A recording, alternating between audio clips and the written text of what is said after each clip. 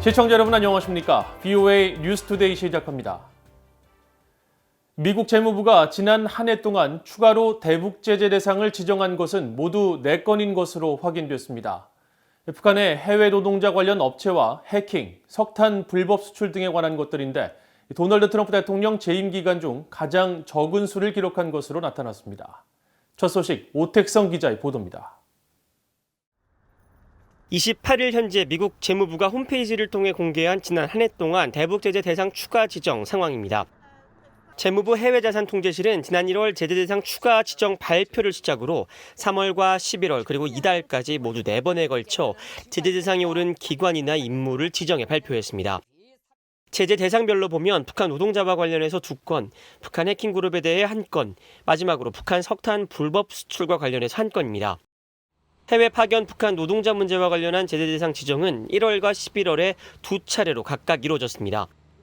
1월에는 북한 남강무역회사와 중국 베이징 숙박소가 북한 해외 파견 노동자 승무원과 관련한 제재 위반 혐의로 제재 대상에 올랐고 11월에는 러시아에서 운영 중인 조선철산종합무역과 러시아 건설회사인 몽란 LLC가 북한의 강제 노동 수출에 관여한 혐의로 제재 대상에 추가됐습니다. 사이버 분야에서는 지난 3월 북한 해킹 그룹으로 알려진 라자루스 그룹이 탈취한 암호화폐에 돈 세탁이 연루된 중국 국적자 2명이 제재 대상으로 지정됐습니다. 마지막으로 재무부는 이달 각각 북한과 중국, 영국 등지에 본부를 두고 있는 해운업체 6곳에 대해 북한 불법 석탄 수출에 관여한 혐의로 제재 대상에 추가했습니다. 제이슨 바틀렛 친미국 안보센터 연구원은 28일 VOA에 재무부의 제재 대상 지정은 북한의 자금 활동을 막기 위해 현재 미국이 어느 분야에 집중하고 있는지를 보여준다고 설명했습니다. Because those illicit proliferation finance activities are directly linked to North Korea's sanction evasion tactics, which benefits its nuclear and ballistic missile development program. 재무부 발표 내용을 종합하면 개인 2명, 기관 10곳이 올 한 해 제재 대상 목록에 추가로 올랐는데 이는 도널드 트럼프 대통령의 지난 4년 재임 기간 동안 가장 적은 수입니다.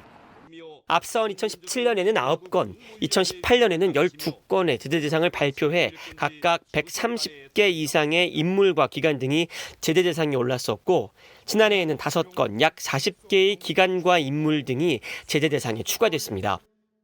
브루스 클링너 헤리티지 재단 선임연구원은 트럼프 행정부가 최대 압박을 강조했지만 실제로 이를 행동에 옮기지는 않았다고 지적했습니다. The Trump administration brags about having maximum pressure, but it's never been maximum. He announced there were 300 North Korean entities, and that would be violating U.S. law in U.S. financial system. The Trump administration has willingly turned a blind eye to by not enforcing our own laws.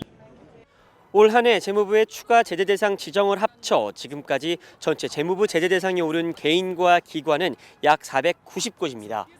재무부는 이들과의 거래를 금지하고 거래 사실이 적발될 경우 추가 제재 대상에 오를 수 있다고 경고했습니다. VOA 뉴스 오택성입니다. 2020년은 미국 의회에서 미한 동맹의 중요성을 강조하는 움직임이 두드러진 해였습니다. 한국전쟁 발발 70주년을 맞은 해인데다 동맹에 대한 도널드 트럼프 대통령의 비판적 인식과 중국의 부상 등 여러 요인이 배경으로 작용했습니다. 이조은 기자가 취재했습니다. 미국 상원과 하원에서 발의된 지난 한 해 한반도 관련 안건들 가운데 미한 동맹에 관한 법안과 결의안은 모두 5건이었습니다. 한반도 관련 전체 안건의 절반가량을 차지한 것인데 특히 지난 6월에는 한국전쟁 발발 70주년을 기념하며 미한 동맹의 중요성을 재확인하는 내용의 결의안이 상원과 하원에서 각각 발의됐습니다. 상원에서는 외교위 동아태 소위원장인 공화당의 코리 가드너 의원과 민주당 간사인 에드워드 마키 의원이, 하원에서는 외교위 아태 소위원장인 민주당의 아미베라 의원과 공화당 테드 요호 의원이 초당적으로 발의했습니다. 민주당의 마키 상원 의원과 베라 하원 의원은 또 양국 간 동맹 강화를 위해 대통령 임의로 미한 상호방위 조약을 변경하지 못하게 하는 이른바 같이 갑시다 법안을 각각 상하원에 발의했습니다. 앞서 민주당의 톰 소지 하원 의원은 지난 1월 미한 동맹의 중요성을 재확인하는 결의안을 발의하기도 했는데 이 안건들은 모두 미한 동맹은 동북아 번영과 인도태평양 지역의 평화와 안보 증진의 린치핀, 즉 핵심 축을 이룬다는 내용을 강조했습니다. 이 같은 한반도 법안과 결의안들 가운데 의회를 최종 통과한 미한동맹 강조 안건은 모두 3건으로 역시 전체의 절반가량을 차지했습니다. 2020년 미국 의회에서 미한동맹을 강조하는 목소리가 그 어느 때보다 높았던 것은 올해가 한국전쟁 발발 70주년인데다 트럼프 대통령의 동맹 비판적 시각에 대한 우려, 또 중국 부상에 따른 영내 동맹국과의 관계 강화 필요성 등이 배경으로 작용했습니다. Maintaining peace and prosperity on the Korean Peninsula and throughout the Indo-Pacific is an effort that can no longer be and never could be accomplished without all allies, without friends. That's why America and what makes America so strong. 의회의 이런 움직임에는 트럼프 행정부의 미한 방위비 분담 협상과 연계한 주한미군 감축 가능성에 대한 우려도 반영됐습니다.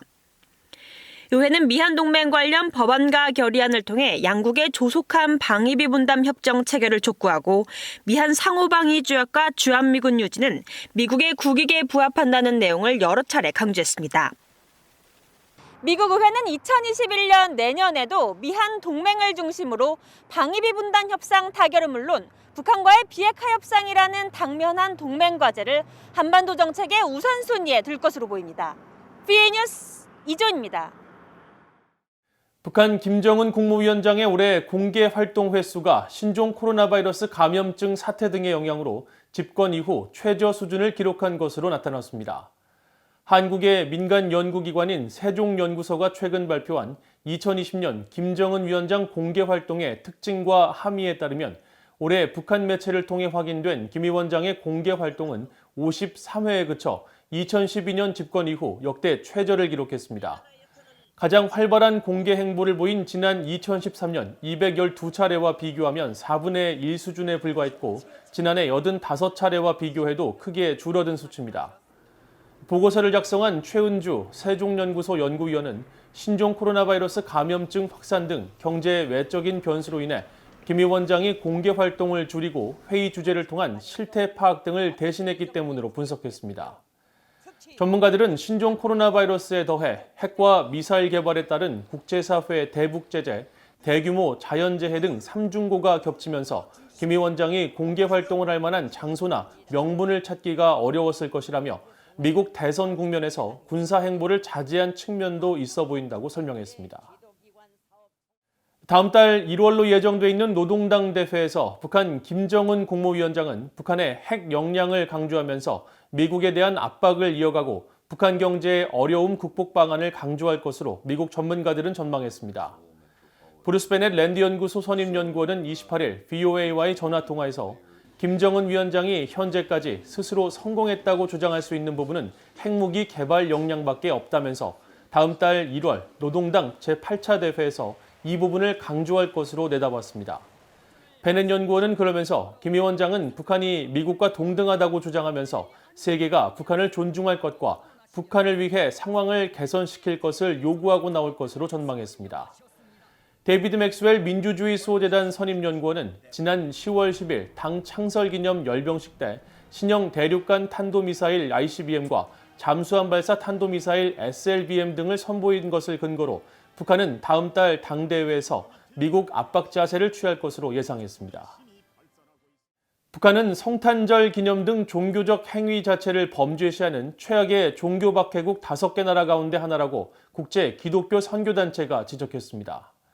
미국에 본부를 둔 국제 기독교 선교단체 오픈도어스는 최근 공개한 보고서에서 기독교가 엄격히 금지된 북한에서 많은 기독교인들이 죽음의 위험을 무릅쓰고 성탄절을 기념하고 있다면서 북한은 기독교 축일인 성탄절을 금지하는 대신 김정은 국무위원장의 할머니 김정숙의 생일인 12월 24일을 기념일로 지정해 북한 주민들에게 기념할 것을 강요하고 있다고 지적했습니다. 오픈도어스는 또 북중 국경 지역에서 탈북민들과 북한 내 기독교인들을 돕는 현장 직원들을 인용해 현재 북한의 식량난이 갈수록 악화되고 있으며 인도적 위기가 심화되고 있다고 전하면서 북한을 소말리아, 사우디아라비아, 타지키스탄, 브루나이 등과 함께 특정 종교 행위 자체를 범죄로 다루는 전 세계 최악의 종교 탄압 5개국 가운데 하나라고 규탄했습니다. 이상으로 VOA 뉴스투데이를 마칩니다. 시청해주신 여러분 고맙습니다.